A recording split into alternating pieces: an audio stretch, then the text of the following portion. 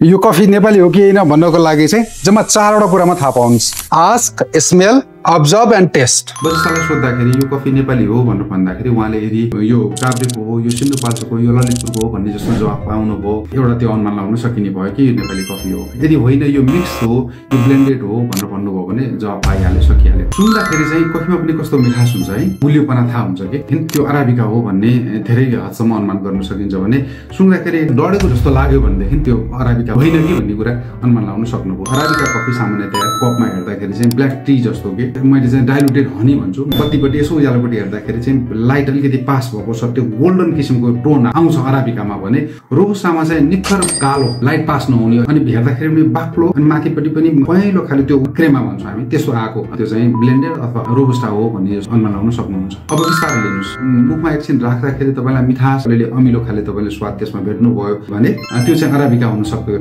Robusta यदि हो भने चाहिँ मुखमा खाने बित्तिकै अलिकति बढी तितो, त्यो तितोपना आयो भने त्यो चाहिँ ब्लेन्डेड हो अथवा रोबुस्टा हो भन्ने कुरा हामीले एउटा बुझिने प्रयोग है। सोध्नुस्, सुङ्नुस्, हेर्नुस्, पिउनुस्।